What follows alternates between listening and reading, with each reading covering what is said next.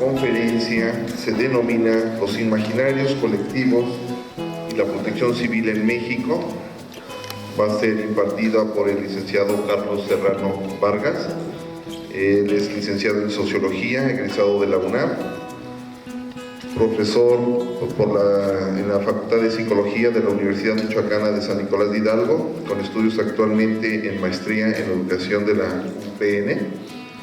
Es exmiembro capacitador del CENAPRED, ex subdirector de la Academia Regional de Seguridad Pública de la Ciudad de Morelia, Michoacán, jefe del Departamento de Evaluación Profesional de la Procuraduría General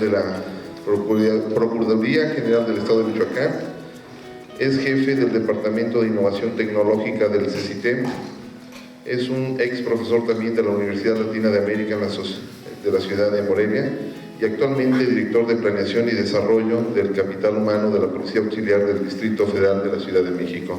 Le vamos a brindar un fuerte aplauso para que inicie su presentación. Los imaginarios colectivos y la protección civil en México. Bienvenido.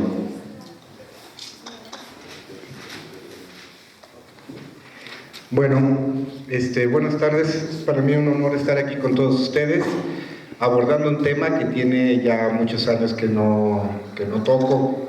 Es interesante que les cuente por qué empecé a trabajar todo esto.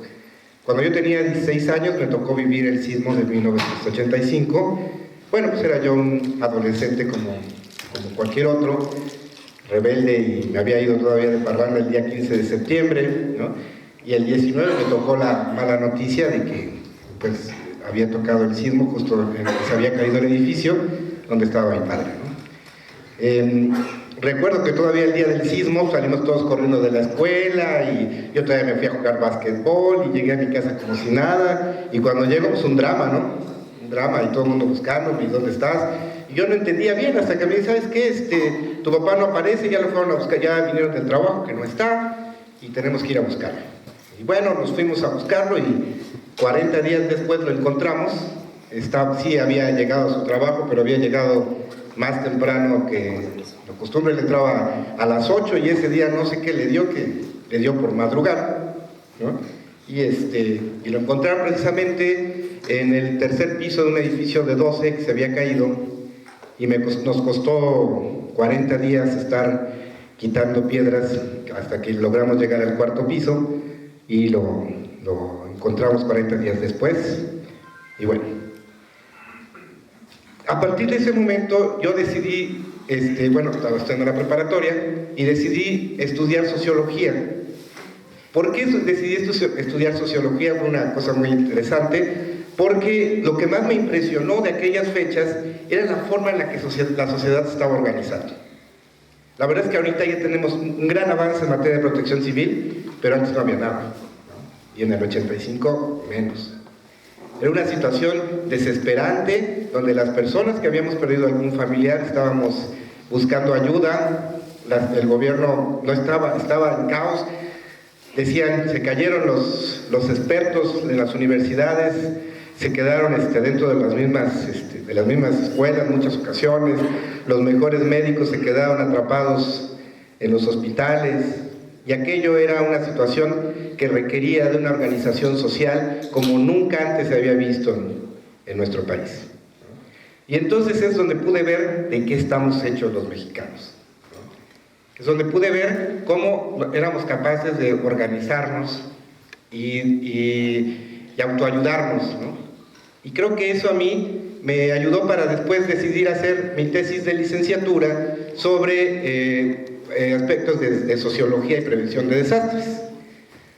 Para poder hacer mi tesis de licenciatura, bueno, pues no encontraba muchos teóricos, ni encontraba mucho material, ni nada. Me fui a CENAPRED y estudié un diplomado en Dirección de Programas de Protección Civil, y después me fui a la Ibero y estudié otro diplomado en Seguridad Integral, que tenía 2 módulos de prevención de desastres. Al término de este proceso hice una tesis de licenciatura, un ensayo que se llamó Hacia una cultura de protección civil en el México del siglo XXI, en el que básicamente me dedicaba yo a estudiar los factores sociales que influyen en un desastre, ¿no? Al Senapred le gustó esa tesis, me decían, bueno, no sabían, en ese entonces todo era muy nuevo, no se habían tomado los temas desde ese punto de vista, y me contrató para ser maestro en el Centro Nacional de Prevención de Desastres en varias generaciones. Después mis artículos empezaron a difundir, y el colegio de Fuerza Aérea, ¿cómo se llama? Centro de Estudios del Ejército y Fuerza Aérea. El Centro de Estudios del Ejército y Fuerza Aérea me contrató también para ser maestro en el Centro de Estudios. Y de repente, incluso hasta una vez la Universidad Comillas de España me pidió que diera una conferencia sobre el tema de cuestiones de cultura de seguridad, de protección civil, y empecé a escribir y a publicar y a hacer varias cosas, y de repente dije, ya acabé. Y ya dejé de tomar el tema por muchos años, hasta que en una ocasión me dijeron que si podía dar una conferencia a beneficio de unas personas de trasplante de riñón. Di la conferencia y me sorprendió que se llenó el auditorio, y ya no volví a tocar el tema desde hace 10 años hasta ahorita, ¿no? Entonces, para mí es un honor volver a tocar temas. Yo creo que van a notar que estoy un poco desactualizado en algunas cosas, pero lamentablemente algunas de las cosas que yo planteaba y de las que hablaba en mi tesis siguen siendo un problema. Por eso es que decidí venir es para mí venir estar con ustedes. Como ustedes saben, yo trabajo ahorita en la Ciudad de México, ¿sí? Y bueno, recibir fue para mí un honor que Morelia, una ciudad que me recibió por tantos años, me haya pedido que esté con ustedes. Bien, iniciaremos la conferencia hablando un poco sobre lo que son los imaginarios colectivos. ¿Qué es un imaginario social? Como que ¿a qué nos suena un imaginario social? ¿No? Esto es bien interesante. El concepto de imaginario constituye una categoría clave en la interpretación de la realidad de la sociedad. ¿Cómo vemos la sociedad? ¿Cómo vamos evolucionando?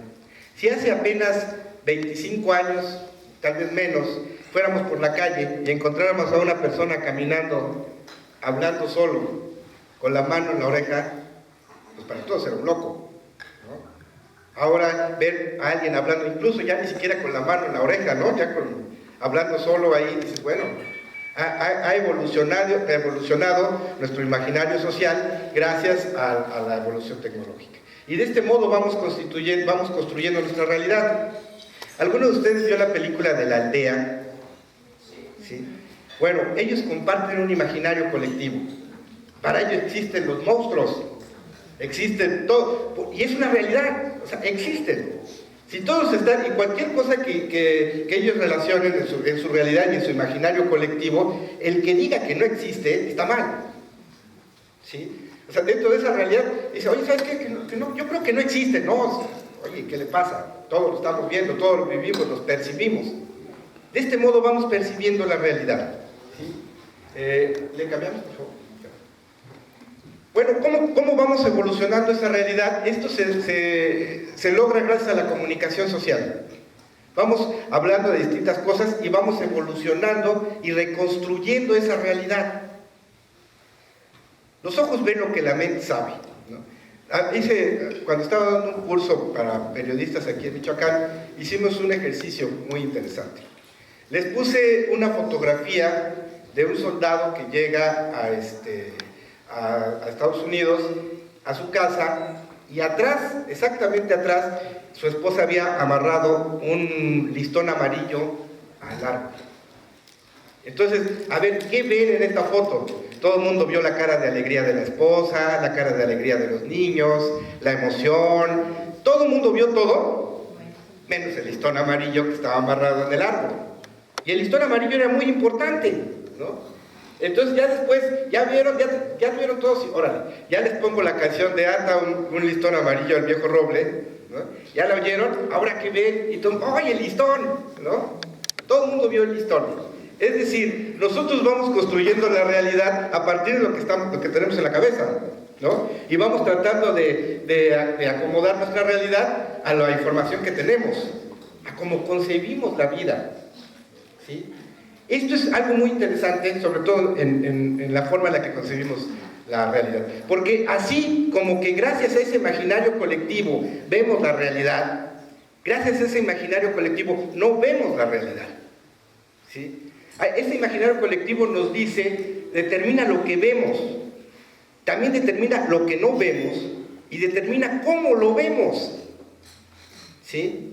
Esto es sumamente interesante en materia de protección civil. Cambiamos, por favor. Nosotros tenemos un nivel de interpretación mágica de la realidad, ¿no? Imagínense cuando el hombre empezó a escuchar los truenos, empezó a hacer que el volcán se hacía erupción y todo esto, pues bueno, no había elementos y él necesitaba explicar qué estaba pasando. ¿Qué está pasando? ¿Por qué el volcán se enojó? ¿Por qué Don Goyo está furioso? ¿No? ¿Por qué está temblando la tierra? Y entonces empezaron, no, pues yo creo que fíjense que sí, que imaginemos que ya se enojó, ¿no? Entonces de repente todos empezaron, bueno, si esa es la interpretación mágica de la realidad, ¿cómo hacemos para que Dios no esté enojado con nosotros?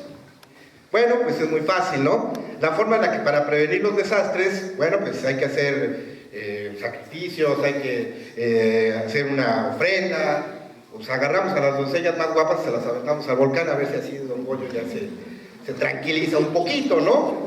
Dices, bueno, eso nos parece ridículo actualmente, ¿sí? Sin embargo, ese nivel de interpretación mágica de la realidad sigue predominando en la realidad mexicana, ¿sí?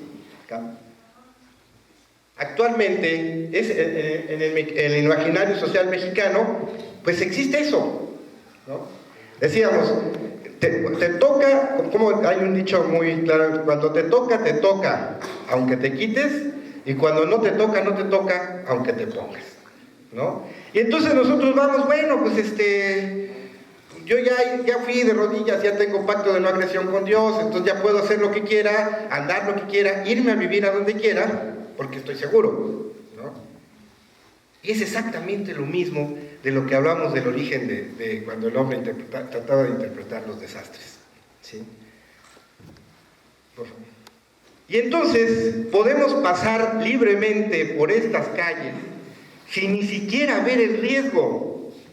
Estas fotos son reales, tienen una historia muy curiosa. En alguna ocasión estaba yo dando una conferencia, digo, es que lamentablemente después del sismo del 85 todavía podemos ver esto, ¿no? Y dice uno, y en la conferencia había un funcionario de protección civil que me dice, no es cierto, ¿no? Todas las vecindades fueron evacuadas. Digo, sí es cierto, las tomé la semana pasada, ¿no? Y entonces, ya la siguiente que pasó, habían evacuado todo. O sea, ya estaban. Dije, bueno, al menos ya no sirvió a mí, aunque pobre gente, ¿no? Pero a mí lo que más me llamó la atención cuando tomé esta foto fue que precisamente en esta ventana, en una de estas, estaba asomado un niño. O sea, yo pasé por esa calle y de repente veo esto y estaba asomado un niño así. El niño así que nadie lo cuidaba, dije, en cualquier momento se cae, ¿no? Después ya regresé, fui por mi cámara y tomé las fotos, y pues, bueno.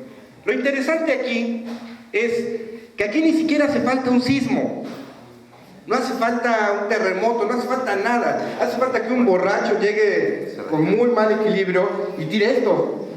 Y pobre Bolcho, ¿no? Y aparte del Bolcho, bueno, toda la gente que estaba viviendo ahí tranquilamente, la señora hasta arriba con sus macetas, muy feliz, ¿no? ¿Qué pasa con la realidad?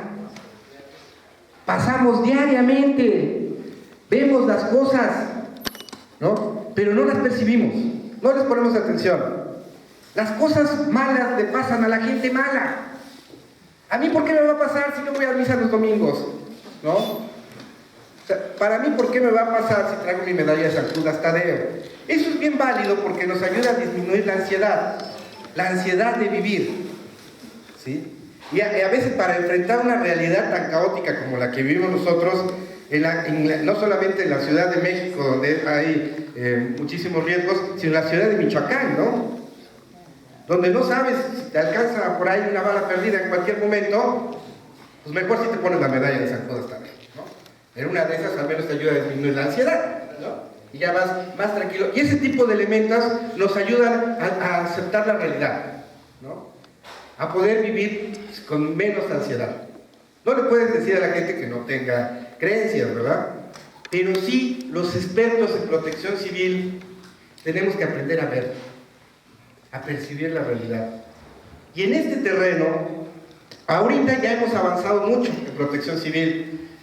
Pero cuando yo empecé a trabajar estos temas, hace más de 20 años, la verdad es que a mí me llamaba mucho la atención decir, a ver, voy a contratar un seguro de vida.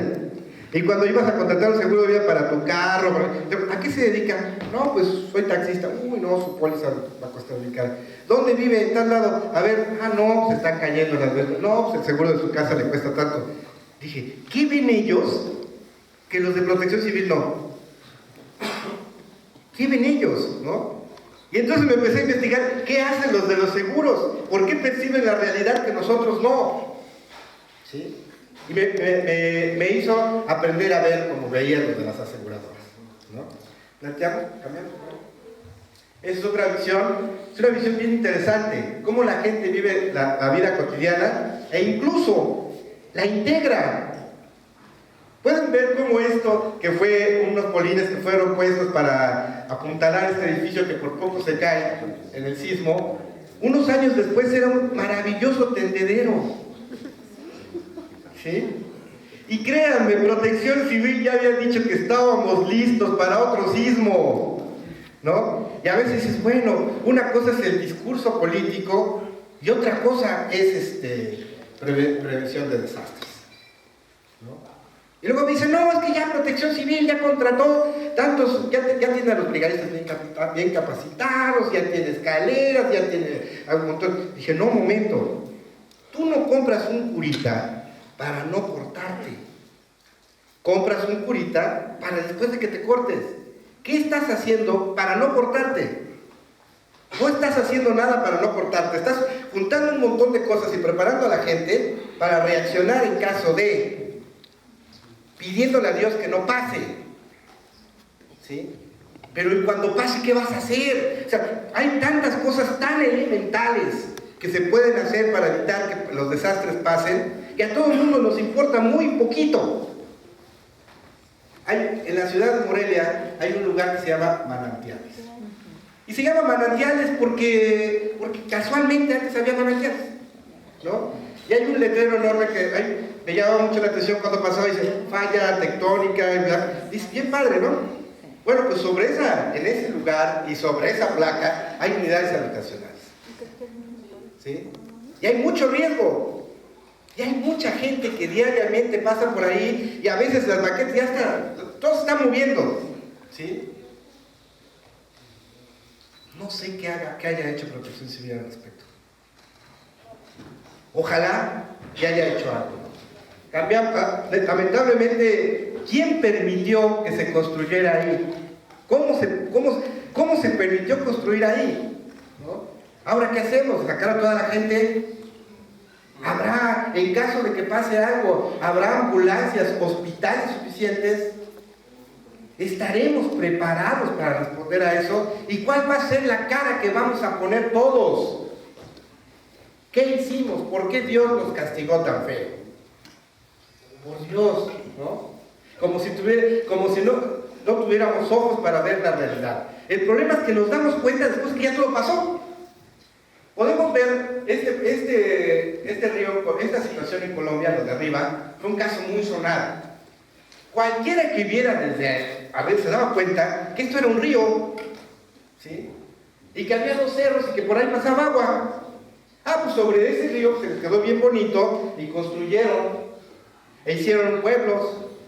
Un día hubo una inundación muy fuerte y la naturaleza recordó que por ahí tenía un cauce y se llevó todo el pueblo e incluso fue imposible rescatarlos.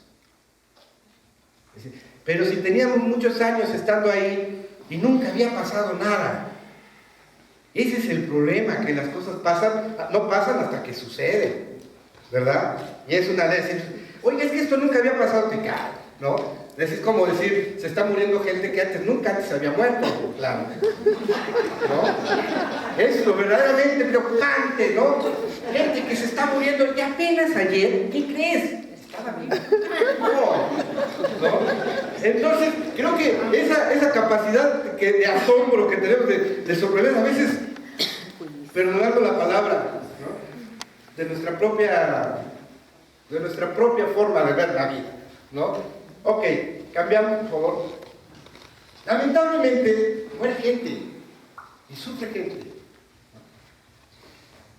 Creo que a veces a los que nunca les ha pasado nada, no entienden esto.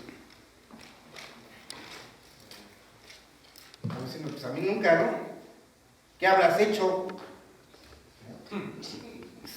Ya a veces te pasa por no ir a misa, ¿no? No. Cuando a mí me pasó lo de mi papá, sí iba a misa, ¿no? Lamentablemente creo que encuentras ese tipo de cuestiones en las que después tratas de explicar por qué le pasó a ellos y a ti no. Y esa justificación te vale para sentirte protegido y sientes que tienes pacto de no agresión con la naturaleza, ¿no? Yo no te hago nada, tú no me haces nada, ya estamos tranquilos, pero no es cierto, ¿no? Cambiamos, por favor. La verdad es que cuando caiga esa vecindad, cuando pase el borracho y se tropiece, vamos a ver escenarios como estos.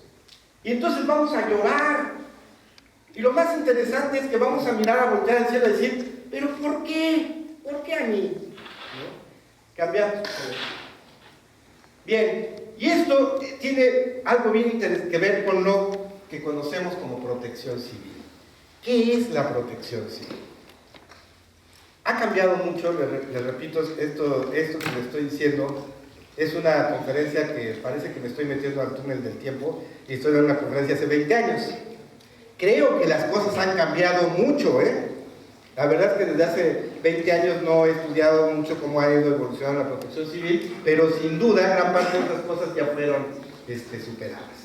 Pero creo que es importante que sepamos de dónde viene la protección civil. La protección civil viene de la defensa civil. Recuerdan ustedes que en algunos países todavía se habla de defensa civil, ¿no? Y la defensa civil, el origen de la defensa civil está en Europa, ¿sí? Está en Europa y tiene que ver con la asistencia a las víctimas civiles en conflictos bélicos. Cambiamos por favor. ¿Cómo hacer para que la gente, para salvar al mayor número de personas en un bombardeo? ¿Sí?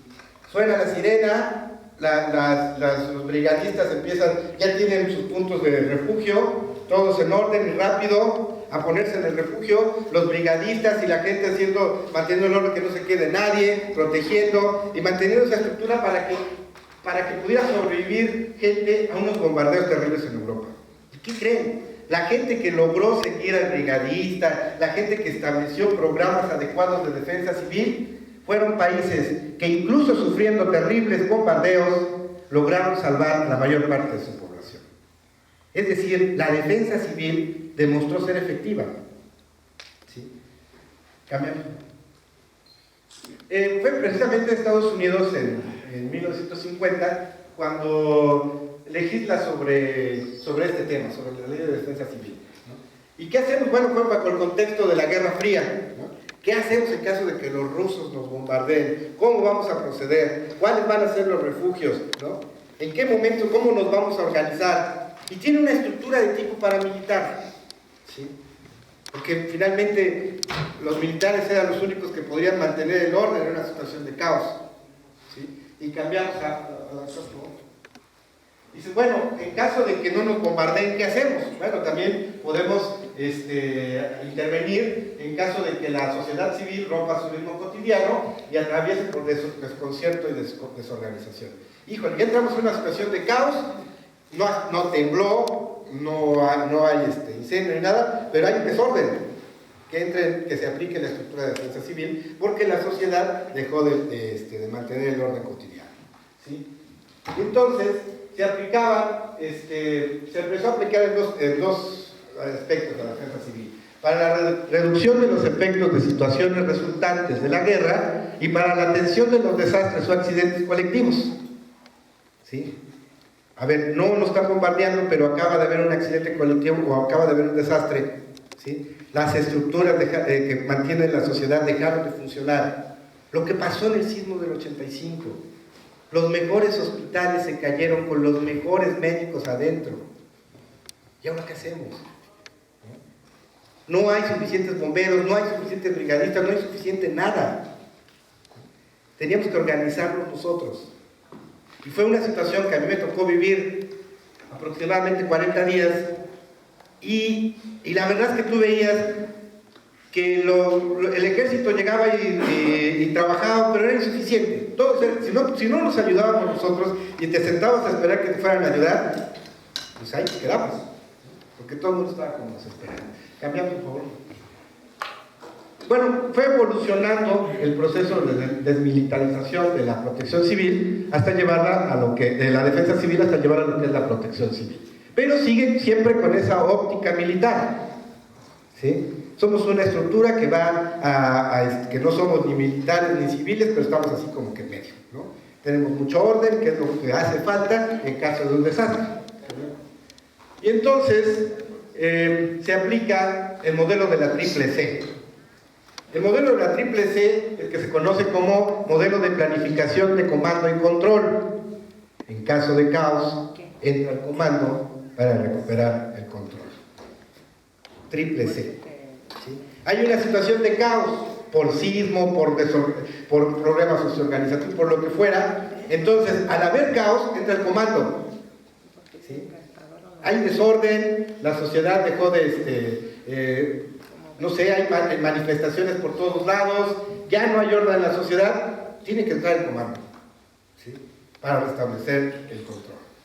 Ok. Pero resulta que algunas personas en ese entonces decíamos, es que no es cierto. En México, ¿no?, lo logramos hacer sin caos, comando y control. La misma sociedad, muchísima gente llegó a tarde a sus casas y los daban por desaparecidos, y aparecieron porque estaban buscando otras personas que no conocían. Y de repente el bolero pasó a ser un héroe.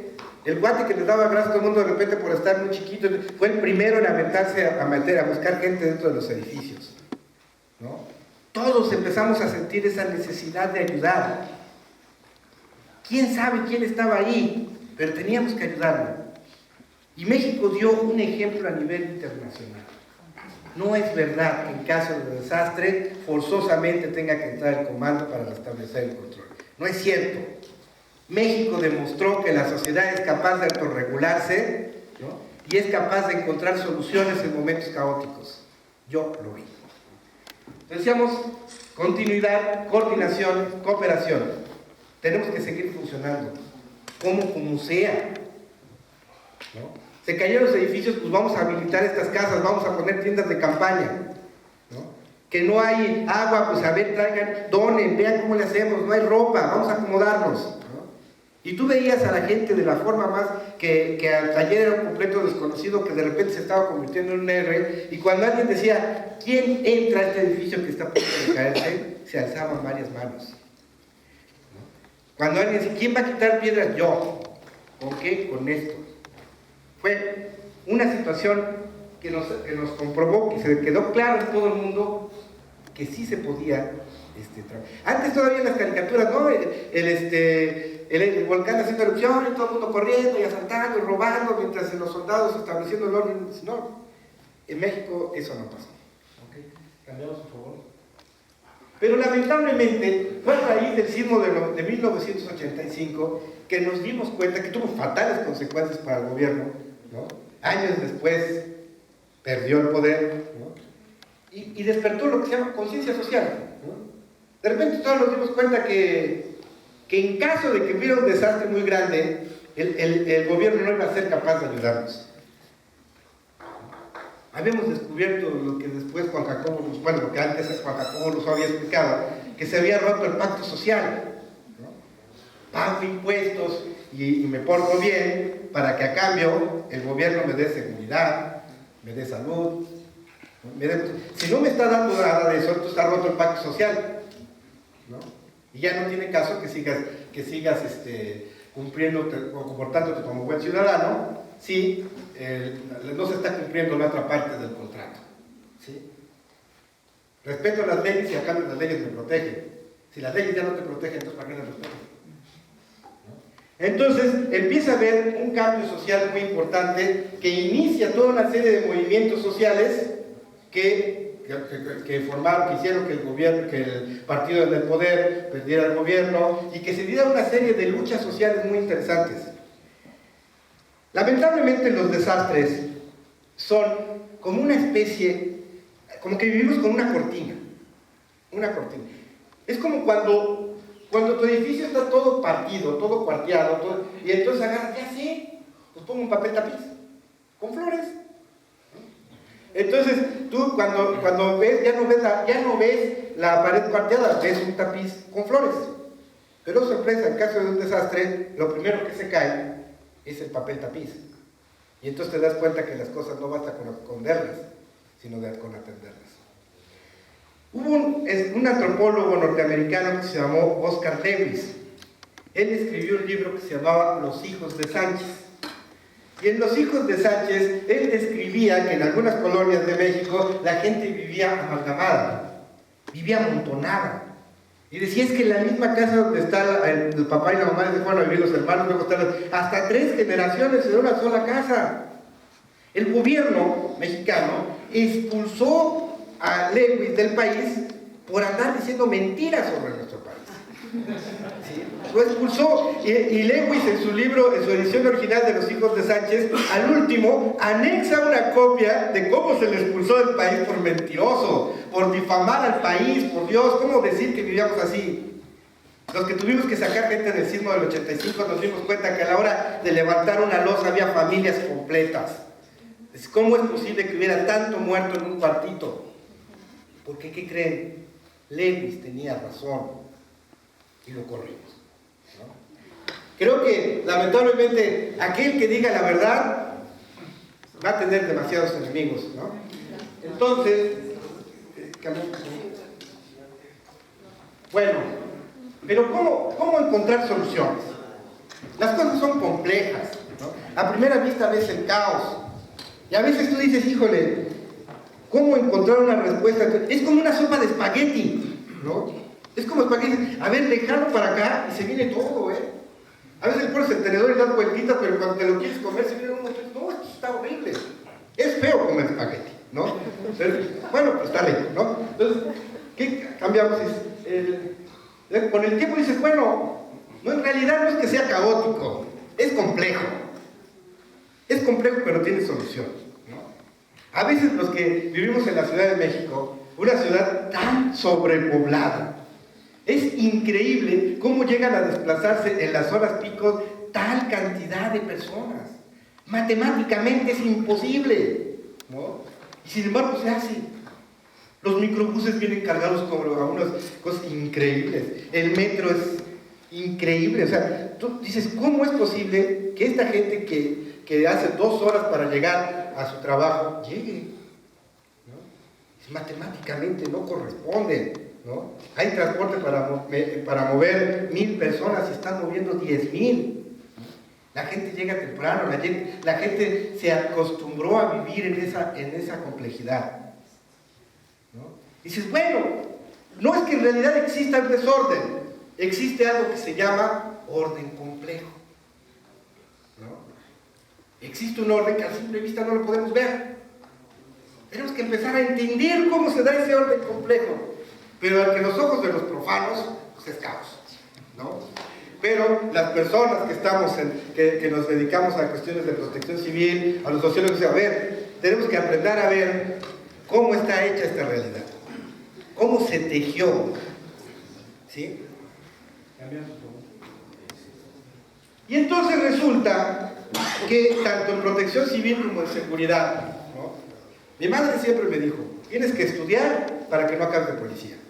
Oh Dios, estudié toda mi vida y acabé de policía, ¿no? Y creo que además otra cosa, ahora las policías tienen que ser personas sumamente preparadas. Y para el 2015 que entra el sistema penal acusatorio, el policía que no esté preparado, ¿quién sabe qué va a hacer de él en un juicio oral? ¿No? Cuando tenga que presentar su parte de novedad, si no lo puede leer ni él, ¿quién sabe qué va a hacer de él? ¿Sí? Y va a tener que aprender esencialmente derecho y va a tener que aprender muchas cosas. Y en materia de seguridad y protección civil hay que estar preparados a niveles nunca antes vistos, ¿no?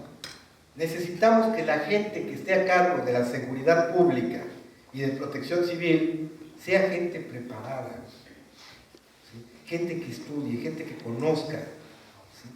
No basta que diga, bueno, pues ya como no sirve de nada, pues me meto de policía, o no me gusta leer, pero soy muy bueno rescatando.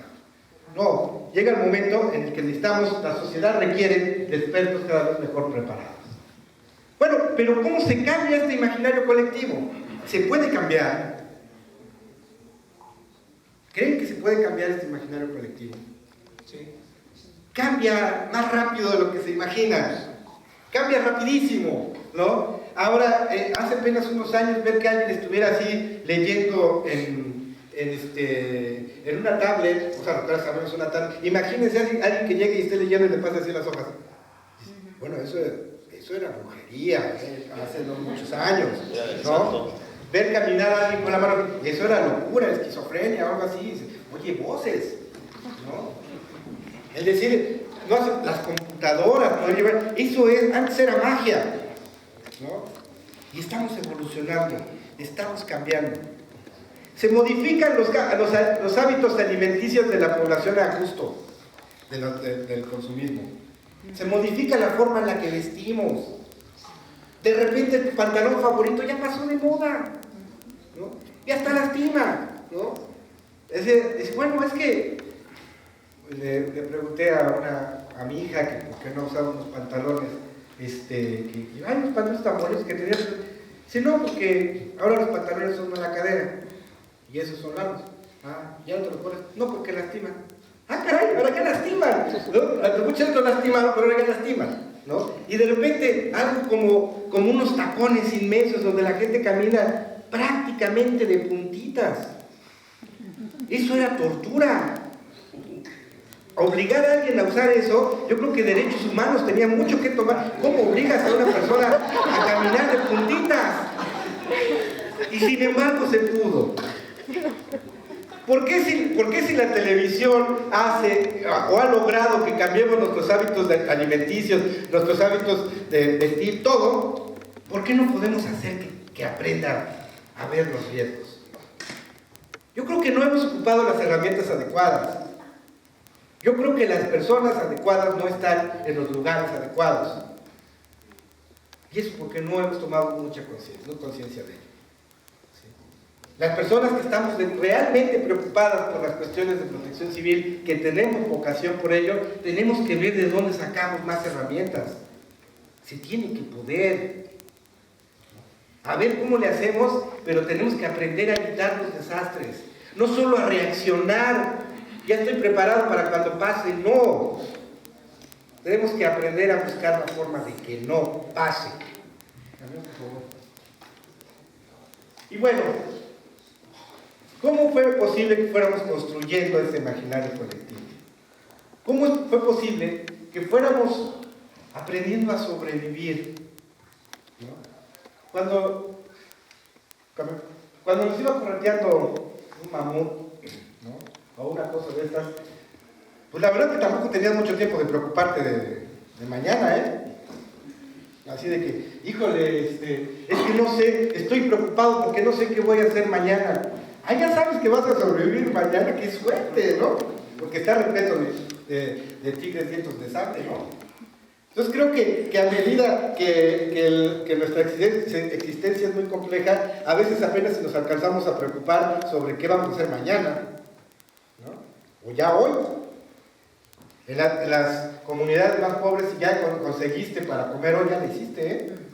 ¿Y qué vamos a comer mañana? Oh, ya empezaste de futurista, ¿no? Creo que empezamos a planear, tenemos que empezar a planear. Actualmente nuestra sociedad nos permite ya trabajar elementos de prospectiva, ¿no? De diseñar escenarios futuristas, ¿no? Futurables, escenarios futuros deseables, futuros probables y todo este tipo de cosas que me enseñaron en la maestría que estudié y que aún no me titulé, ¿no? Entre otras cosas, esas cosas me enseñaban, ¿no? Y bueno, el diseño de escenarios. Cambiamos, por favor. Pero bueno, el hombre empezó a tratar de adecuar su entorno y de repente descubrió el fuego. ¡Oh, qué maravilla! Descubrió el fuego. A ver, ahora aprende a apagarlo. ¿No? Yo, sorpresa, no siempre pudo. Ya lo hice, ¿no? Y de repente, ¡ah! Un incendio. ¿Y ahora qué hacemos? Pues córrele. ¿No? Y a correr, pero de repente nuestros propios descubrimientos se volvieron cada vez más complejos y cada vez más destructivos. Y ya no somos capaces de correr lo suficientemente rápido para huir de ellos. Ya descubrí el cerillo, ya quemé la casa, pues salgo corriendo a la del vecino, ¿no? Ahora ya no. Cada vez nuestro potencial destructivo se ha vuelto cada vez más eficiente, ¿eh? Ya cada vez se va volviendo más eficiente nuestro potencial destructivo y ya no puedes correr tan rápido como para escapar de una bomba atómica o de la explosión de una planta nuclear, ¿no? Ya, por más que le hagas, no puedes correr. Entonces llegó el momento de que enfrentemos nuestros propios hallazgos, nuestros propios descubrimientos. Y la forma de descubrir eso es saber que existe la posibilidad de que pase algo. Saber qué vas a hacer en caso de que pase, pero hacer todo lo posible para que no pase. ¿Sí? ¿Cambiamos? Es decir, no podemos permitir que nuestro poder sea más grande que nuestra inteligencia. Es como darle... Estaba viendo un video que andaba circulando en internet de unos cuates que le dan una metralleta a un chango. ¿Y quién sabe cómo le hace el chango que aprende cómo funciona? Y de repente empieza así, y todo el mundo corriendo porque el chango disparando de todos, ¿no? Dice, bueno, primero, dice, te queda claro una cosa, hasta un chango puede aprender a usar una metralleta, ¿sí? Pero ahora el pobre chango es más asustado, ¿no? Y la gente corriendo, y lo que al principio era risa, después de ver al chimpancé disparando a todo el mundo, ¿no? Es real, el video estaba así, lo vi como, lo han visto por ahí, ¿no? Me recordó al planeta de los simios, ¿no? Bueno, podemos aprender algo de toda esta situación. En la época moderna, aprendíamos como que había que transformarlo. ¿Para qué? ¿Quién sabe? Pero puedo hacerlo, ¿no? Puedo hacer esto. Si corto todos estos árboles, puedo hacer un campo de golf bien bonito, ¿no? Pues vamos a hacerlo, ¿no? Y si cortamos esto, y si cavamos esto, y si este río que pasaba por acá, no, por Dios, pasaba. Ahora lo voy a hacer que pase por otro lado, ¿no? Y puedo construir de esto y hacer más construcciones y hacer las cosas más locas porque pensamos que de repente nuestro deber como seres humanos inteligentes era transformarlo todo. Primero transformarlo y luego ver para qué, ¿no? Tenemos que adaptar la naturaleza a nuestros caprichos, incluso a veces más allá de nuestras necesidades, ¿no? De repente nos dimos cuenta que creíamos que éramos los ordenadores del todo, que algún día íbamos a poder controlar la naturaleza y de repente descubrimos que no, que nos faltaba todavía bastante para poder controlar la naturaleza. Y entonces, ¿qué podemos hacer para prevenir los desastres? Y entonces cuando se sigue tejiendo esta red y de repente la ecología se une a la prevención de desastres. Sí es cierto, si vas a tener buenos brigadistas, vas a tener escaleras, vas a tener extintores y vas a tener toda una estructura que te permita reaccionar en caso de que haya un desastre, la única prevención está en la ecología. No destruyas tu casa, aprende a cuidar el agua, aprende a cuidar el ambiente. Solo de esa forma se pueden prevenir los desastres. Y si aprendemos y enseñamos a nuestros hijos a cuidar el medio ambiente, estamos preveniendo desastres. Por lo tanto, sí se puede. Había por ahí un concepto hace tiempo que decían desastres naturales. Dice, pues es natural, es la naturaleza, va a haber un huracán. A ver, ¿qué haces contra un huracán? ¿Qué haces contra un sismo? ¿Qué haces? Pues bueno, si disminuimos el calentamiento global podemos hacer varias cosas. Sí se puede. Es decir, hace algunos años sosteníamos, los desastres no son naturales, ¿eh? La naturaleza se manifiesta de esa forma antes que nosotros llegáramos. Los que no aprendimos a conocerla fuimos nosotros. Cambiando. Bien, pues para concluir mi conferencia, mi plática, mi exposición, quería compartirles esta frase que es con la que inicia mi tesis. Dice, el proceso de reconstrucción después de un desastre implica renovación, es decir, no basta regresar al momento antes de la catástrofe, sino asimilar la experiencia y generar el conocimiento que permita rectificar el camino y prepararnos para que nunca más nos vuelva a pasar el desastre igual.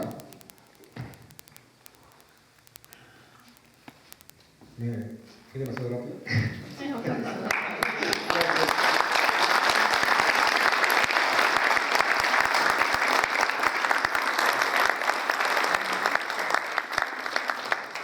Si alguien quiere expresar una duda, inquietud, este es el momento.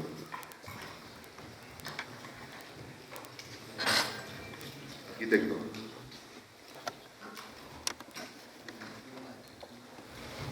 Sí, lo que dice usted es de veras da pena que llevamos después del sismo del 85 pues una buena cantidad de décadas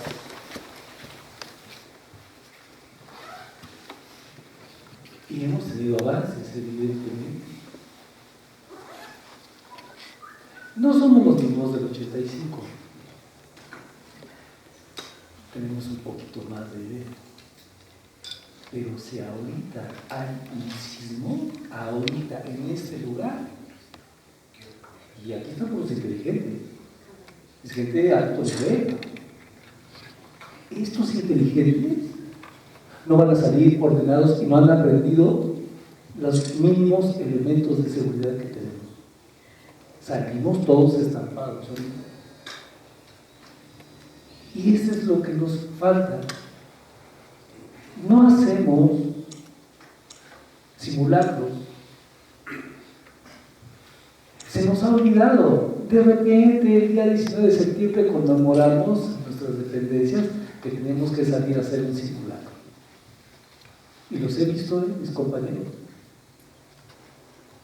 Salimos a hacer el simulacro, tenemos que bajar del Palacio Municipal, vamos así rápidos, y de repente, por ejemplo, una compañera de repente se dice, ¡ay, no! Y se regresa otra vez hacia la planta alta, y ¿a dónde vas? Voy con mi monedero. Estamos en simulacro, no hemos aprendido. Entonces, yo le diría a usted, ¿qué es lo que ha pasado? ¿Por qué no hemos aprendido? ¿O usted cree que sí hemos aprendido?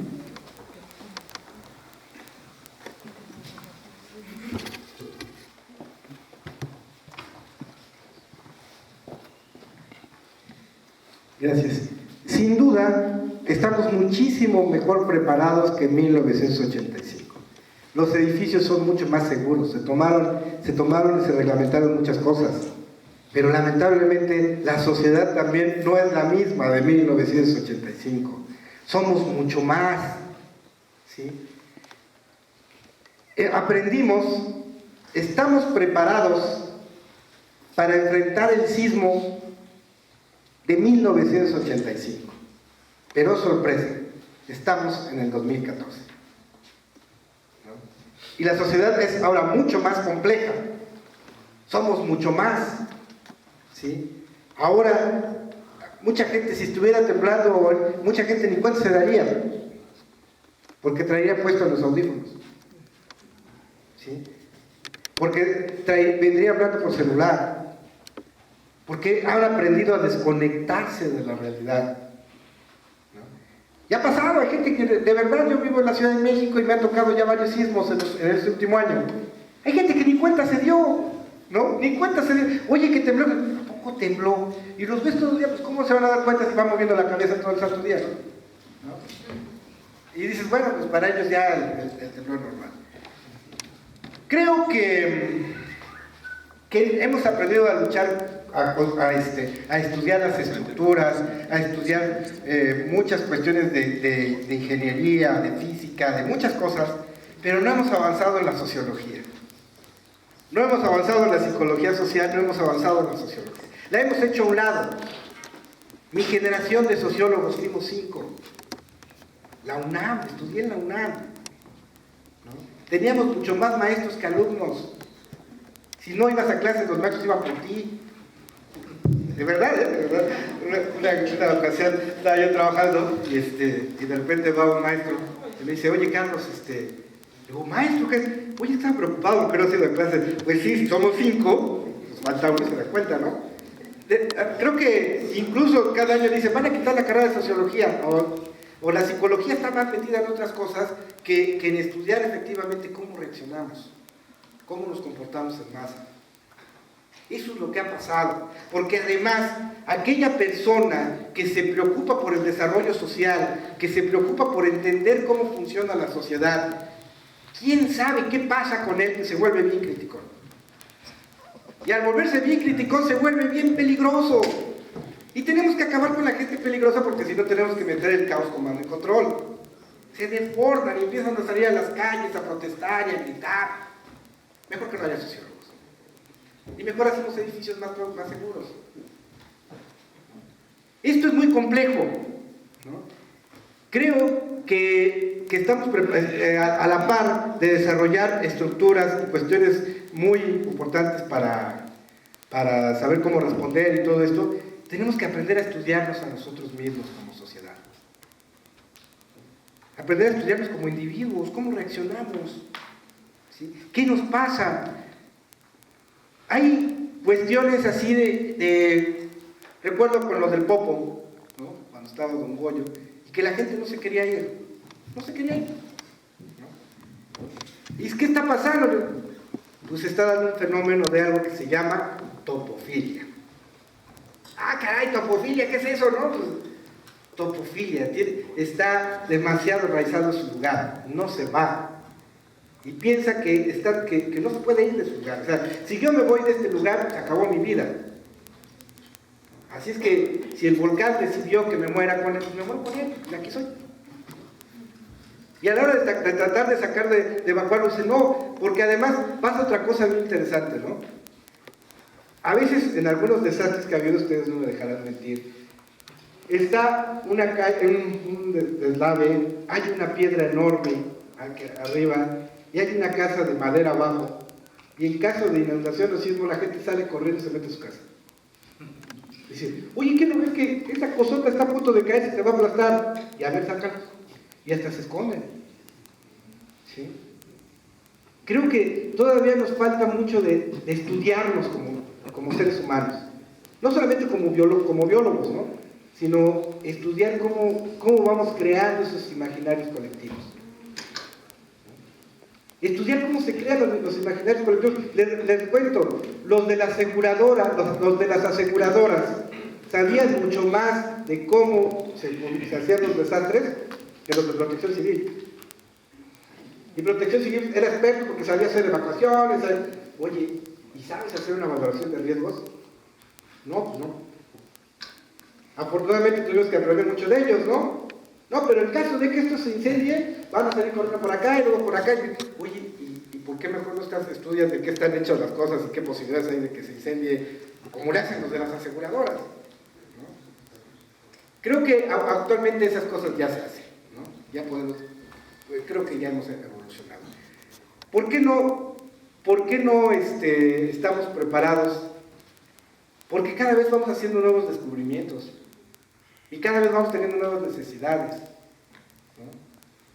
Yo recuerdo cuando yo fui maestro en la Facultad de Psicología, y recuerdo que en una materia de recursos humanos, unos maestros seguían dejando leer a sus alumnos un libro muy famoso, hecho en Nueva York en los años 60.